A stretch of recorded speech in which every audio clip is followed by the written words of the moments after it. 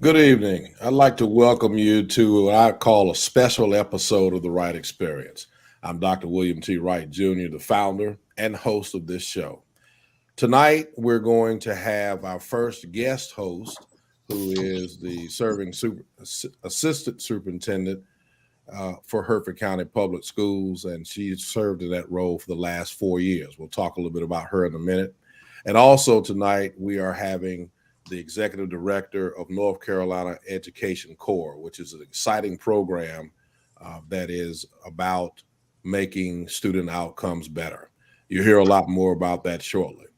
I also want to take this opportunity to thank all of you who have reached out to me as I'm about to embark on a transition in my professional career. I want to thank you for your support and your prayers as we make those transitions to new responsibilities. Tonight, ladies and gentlemen, is the 58th episode, believe it or not, of the Wright Experience. And I'm certainly proud of the progress that this platform is making to hopefully better the lives of those of us who serve children every day, as well as leadership in general. We've had some amazing leaders thus far, and we look forward to continuing this show for many months and hopefully even years to come to bring you the very best people that we can find to help us all get better. I'd like to talk a little bit about our guest tonight. First of all, our special guest is Mr. JohnPauls Smith. John Paul is the executive director of the North Carolina Education Corps, which is a nonprofit working to connect high dosage literacy tutors to K-3 students in public schools in North Carolina. John Paul earned his BA degree from Elon University, his MBA from the University of North Carolina at Chapel Hill, and his MPP, Masters in Public Policy, from Duke University. John Paul resides in Raleigh, North Carolina with his wife, Lauren, and his dog, Kalani. And also tonight, our guest host is Mrs. Tammy Ward. Mrs. Tammy Ward has 25 years of experience in Northeastern North Carolina's public schools. She's worked in 3 districts in various roles ranging from classroom instruction, administration at middle and high school levels, director positions in career and technical education and human resources. And Mrs. Ward is currently serving as Hertford County Public Schools Assistant Superintendent. Mrs. Ward's post-secondary education includes a Bachelor of Science degree from Southwestern Oklahoma State University, an MBA from Old Dominion University, an MSA degree also from East Carolina University, and an EDS from Gardner-Webb University. Her educational philosophy centers around a strong belief in literacy and that it is the cornerstone not only to academic success through elementary, secondary, and post-secondary education, but also as an essential element in life. At this time, I'd like to welcome both of my guests, our special guest and our guest host, Mr. JohnPauls Smith and Mrs. Tammy Ward. Welcome to the Wright Experience. Thank you, Dr. Wright. It's good to be here. So, Mrs. Ward, tonight you're going to help me put this gentleman on the hot seat. No, I'm just kidding. You're going to help me question him with some, and certainly honored to have you up here tonight to help me in this process. We've got some exciting things going on, of course, in the state of North Carolina with regards to education, and I've talked for years and years about the fact that education and the true education of young folks has to be an all-inclusive approach. And so we understand as educators that those of us that are in the building rolling our sleeves up every day cannot be the only ones that are imparting learning into the lives of children. And so certainly am glad to have both of you up here tonight to do this very important work about learning more about North Carolina Education Corps and how it's helping children and ultimately families throughout our state. So at this time, I'd like to start off by asking Mr. Smith, if you will, just talk to us a little bit about North Carolina Education Corps, its inception, and how it is indeed benefiting students across our state. Absolutely. Thank you, Dr. Wright. It's an honor to be with you. So we are kindred spirits. We also believe that education is an all-inclusive experience. And so a lot of what North Carolina Education Corps does is we engage North Carolinians from all backgrounds to be able to support teachers and support students and accelerate their learning. And the way that we do that is we help to recruit and to train and to coach, as you mentioned, high dosage, high impact, right now, literacy tutors to work with students one-on-one or in small groups to help build their phonological awareness and phonics skills as they learn to read. So North Carolina Education Corps is fairly new. We were started in September 2020 as an initiative of the State Board of Education and the governor's office. And, there was a Washington journalist who said that Americans are better at responding to wolves at the door than we are at responding to termites in the basement. And so we're better at responding to, natural disasters and pandemics than we are at responding to educational issues that have been out there for decades. So what the state board wanted to do and the governor's office wanted to do is to address some of the wolves at the door and termites in the basement by launching North Carolina Education Corps to get more people involved in supporting teachers and students in the midst and then in the wake of COVID.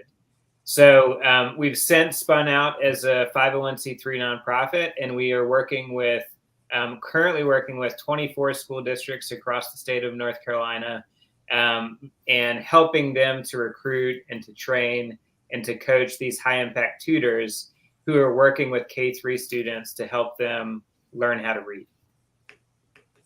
And that's really where the work is, isn't it? Trying to get good foundations in place early with our younger scholars, for sure. Exactly. So the K-3 is kind of critical mass for making that happen, isn't it? That's exactly right. Yeah. I mean, if once you learn how to read, you can read to learn. And it really unlocks a lot of opportunity for young students and is a critical skill to learn as they grow as leaders and as learners. It's a core skill. Okay, very good. Mrs. Ward? Mr. Smith, I think one of the things our listeners would like to hear is Hertford County Public Schools has used daytime tutors before. But what are the things about your program that make it align so well and of interest to a public school unit? Yeah, absolutely. So we really lean into the research around high impact tutoring. So there's an organization called the National Student Support Accelerator, which is based at Brown University. And they've done a lot of research around what types of interventions really help kids learn how to read at a quick pace and also catch up on math. And so what high impact tutoring means is it's not just fancy buzzwords.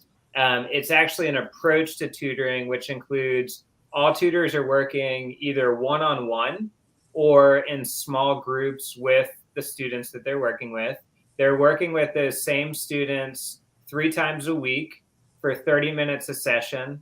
They're working with those students using curriculum material that's aligned with, one, the science of reading, in our case, and with what's happening in the classroom to make sure that the tutors and the teachers are on the same page, supporting kids in an effective way and in a way that they're communicating well together. And we also really, our focus is making sure that the tutoring makes a real difference in terms of how quickly a student can learn to read. And we know, and we've known for decades that, families with resources have been looking to tutors for thousands of years, really, right? Like this is what Aristotle and all those folks use is one-on-one tutoring. What we're trying to do is we're trying to open up access so that any student and the students with the highest needs can benefit from the same type of support. And another issue that in public schools is the pipeline for individuals to perform services. So what is the strategy that NC Education Corp uses to provide those tutors? Absolutely, yeah. So on the recruiting front, there are really 3 types of people that we've found have been very eager to step up to support students. One is community college and college students, many of whom are either interested in education and becoming educators as they graduate. And some are social work students, psychology students, other kind of public service oriented community college and college students, early childhood, who are looking for an opportunity to learn, to get some work experience, to make some money. All of the tutors are they're part-time and they're paid, and to align some of what they're learning in community college or college with this actual work experience that they can get in a district setting for an employer that they may end up wanting to work for, after they graduate. So that's the first group that we look at. A second group is, this is a great opportunity for parents, grandparents, caregivers of students who want to be involved in schools, to get trained by NC Education Corps in partnership with the local school district, and really learn how to be an effective supporter, effective tutor for a child. So that's the second kind of profile. And then we've also seen across the state a lot of retired teachers and retirees step up and say, hey, I would love an opportunity to get back to working one-on-one or in small group settings with students. Can I pitch in? So those are the three main profiles of tutors that we typically see. And then the way that we get to know them is we are on shows like this. We're reaching out. We do some social media ads. We have a recruitment team who gets out to job fairs, gets out to churches, that type of thing, boots on the ground in local communities to try to spread the word and engage folks. So would really encourage anybody who's listening to this who might like an opportunity to support kids this coming school year. I think we're working in Bearfield Primary and in Riverview Elementary next year in Hertford County Schools. If you're looking for an opportunity to support kids, this would be a good one for you to step up and serve as a tutor for K-3 students next year and help them learn how to read. And you guys provide some awesome professional development to prepare those professionals for today's learning challenges. So I think that's awesome. And so keeping along that same vein, if you will, talk to us a little bit about the daily impact. So, we've got the trained tutor. Yeah. The tutor is in the classroom with the child or children that they're serving. What does that look like? What about that is different, in your opinion, from what's been done in the past? Yeah, well, so what I know is that there are a couple of different things that we're really focused on. One is our tutors building really strong relationships with the students. Okay. And then two, helping to kind of drive performance of those students, drive student performance by providing tutoring that's grounded in evidence and research. And we know that works to drive student reading proficiency and those sorts of things. So the most important thing for our tutors is to start with just working in schools. Some of the tutors are working in classrooms. Some of the tutors in different districts across the state they work with students who are pulled out of the classroom. So it can look one of two ways. They're in the schools 3 times a week. They can work part-time, so it doesn't have to be a full-time thing. We work with the local school district to figure out what the schedules need to be, do the schedule matching. And then they are matched with students who can really benefit from the training that the tutors get from us and from the local school district to really build out the students' phonics and phonological awareness skills. So they're there, they're consistent, they're there it's not just a flash in the pan type volunteer position. We are really asking that all of the Ed Corps tutors commit for a whole school year to work with the students. So they really get to know the kids. They really get to know the teachers. The teachers like it because they know that they can count on the tutors to be there on an ongoing basis. They know they're confident that they have good training. They're confident because they're using curriculum the teachers are also using too, that they're going to provide solid support for the kids.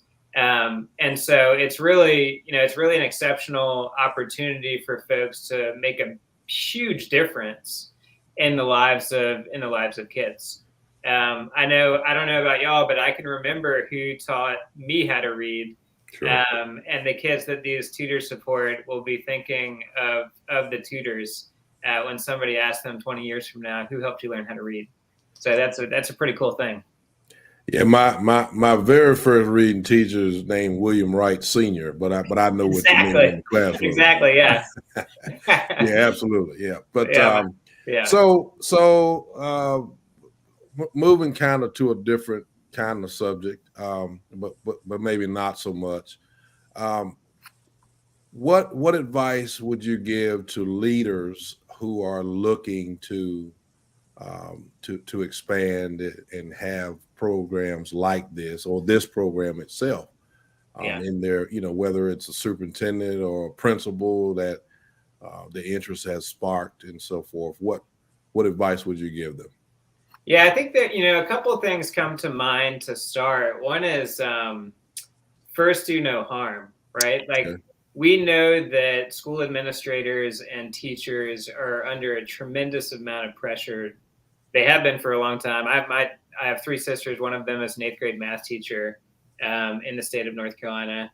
And the last thing that we want to do is to be just one extra thing piled on top of people. We want to make sure that we are reducing the burden of teachers, of school administrators and teachers, and really bringing on a new asset to help their students excel in the way that they know that they can excel. So what our tutors do is they help to free up teachers' time to really lead within the classroom.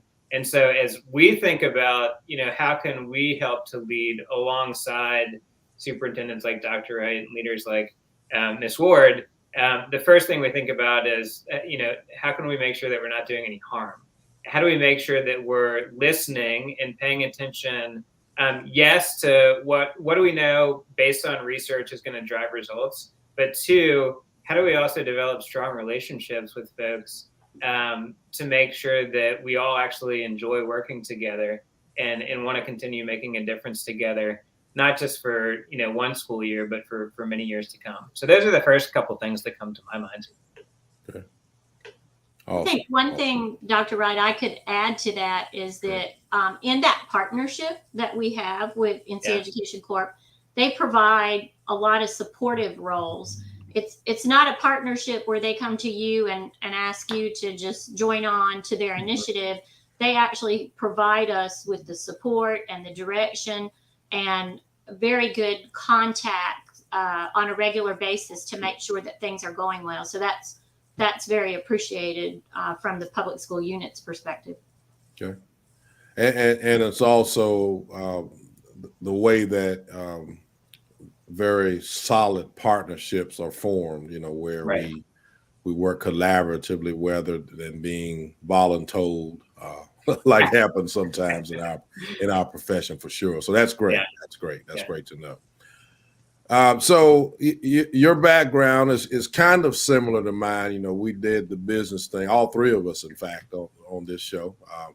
We went the business route kind of circuitously, and then all of us at least have some delving into education now. So talk to us a little bit about that passion. How did you get involved in, because it doesn't look like you've always done this work. So how'd you get into this? Yeah, so more of my background is a nonprofit background than an education background. For the last, I'd say, 12 years or so, I have been obsessed with this question, which is, what world are we living in now, and how best can we enable people to thrive, and especially North Carolinians. I'm a Tar Heel through and through. I have a hard time identifying a hometown because I was born in Winston-Salem. Went to high school in Charlotte, have family all over the state. I've lived in the Triangle for the past decade. And so, as you mentioned at the beginning of this show, I have an MBA and I also have a public policy degree. And those two, my thinking was public policy and business are both tools for making a difference in the world, right? So I wanted to understand, how can you use those different tools to work with others to create a better community for all.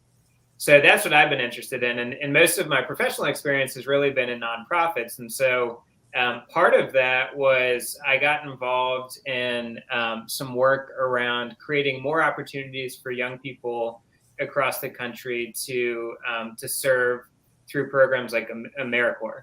So in 2012, there's a conference called the Aspen Ideas Festival. Bob Schieffer of CBS News was interviewing a guy named Stan McChrystal, who had just retired as a 4-star general of the Army. And Bob asked Stan, hey, what do you think the current state of the U.S. military is? And Stan said, I think we have one of the world history's best fighting forces, but it's completely overworked. So, the World War II generation, lots of people served. Well, nobody's had to serve in the U.S. since, at least in military uniform, since 1974.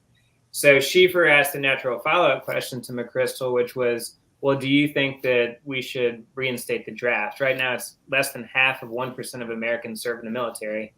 And so those who do serve are going, through multiple tours of duty.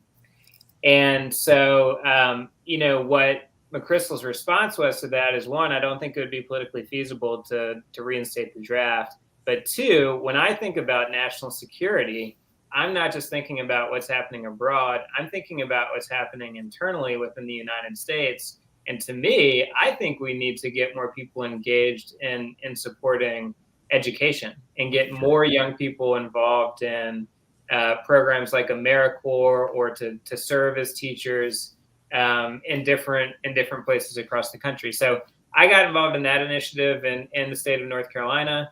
I was working with a woman named Caroline Farmer, who is overseeing the North Carolina Commission on Community Service and Volunteerism through the governor's office. And a couple years ago, there was about to be some legislation coming down from the U.S. Senate to triple financing for AmeriCorps. And what that would do is it would bring more money to states to create opportunities for young people to serve in their communities. But what it didn't provide for was any entity that would recruit, train, and support those young people to be effective in the nonprofits or, public school systems that they might serve in.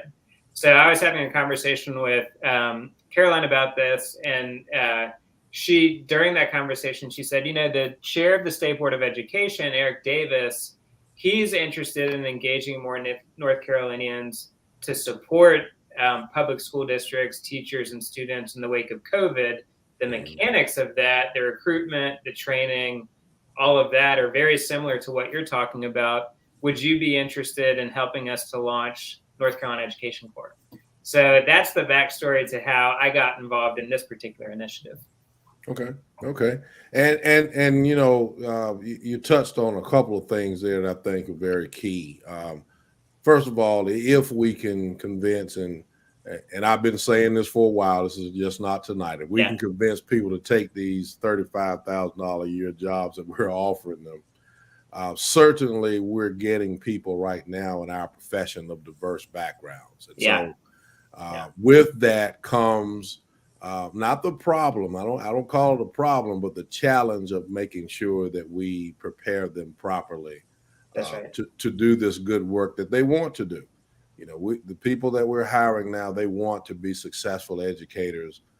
If not, they wouldn't apply and end up accepting jobs to be with us. But we've got to be prepared to prepare them, and you can't prepare them for work in 2022 and beyond like we did in 1998 when I started as a teacher. It's a different kind of preparation, and so we appreciate the efforts that you guys are trying to help us with to prepare teachers to be successful in this 21st century that we're working in now. And as soon as we can work on those salaries, because I've telling people we got to do both. We gotta prepare who's coming to us, but we also got to pay them better than we are right now. Once we do that, I think we'll be okay. I really do. That's right. And I would just add one more thing thing. I Sure. think the one of the most limited resources that teachers have is time. Sure. And Sure. that's something that the tutors help with too, is to give them a little bit more time and a little bit of assistance to be working with the students in the ways that teachers know are the ways to work with students, but they don't necessarily have all the time in the world That's right. to be able to provide the high impact support without the additional resources of tutors and others. That's a great point. That's a great point. And we always talk about collaborative planning and things of that nature Yeah. that we know benefit teachers. And sometimes having your tutors in place would better help us be able to do that. That's an awesome point. Ms. Ward, you got anything else? I don't think so, other than just it's a great community outreach Absolutely. Absolutely. for a district also, because it's connection with going to the community resources. Absolutely. Mr. Smith, tell us how, if we've got people out here who are interested in serving with your organization, tell us a little bit about how they can get in touch with you. Best way to get in touch is first to go to nceducationcorps.org, and Okay. Dr. Wright will put that link. I will. There it is right there. Yeah. You can learn about nceducationcorps.org. Perfect. Yeah, you can learn more about our work there. Okay. My email address, I'll give everybody my email address in case you just want to reach out directly, is John, JOHN, hyphen, PAUL, JohnPaul.Smith, SMITH, at nceducationcorps.org. You can reach out to me to learn more.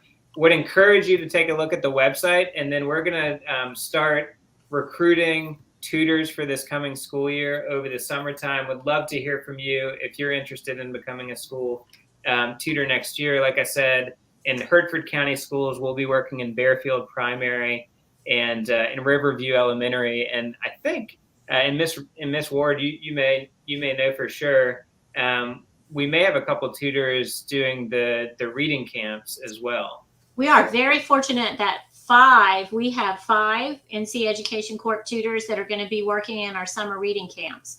And those start June the 6th through the 28th. So we are very excited about them playing a part in our summer reading camp. And as soon as the recruitment starts, there will be a link in our website under careers for Hertford County Public Schools for an application process that we're syncing with NC Education Corp when that gets put online. All right. Terrific. All right. Thank you all very much for your awesome work that you're doing to help children. And if you all will hold on with me for just a minute, we'll come back and close out the show. My guest next week is going to be Dr. Penelope Martin Knox. Dr. Martin Knox is the current superintendent of Sumter School District in South Carolina, where I'll be heading in a few weeks to lead that work. Dr. Martin Knox is also the superintendent-elect of Raytown C2 District in Missouri, where she will be headed on July 1st. I'm looking forward to the opportunity to talk to her and learn more about her amazing leadership and her future plans for her upcoming district.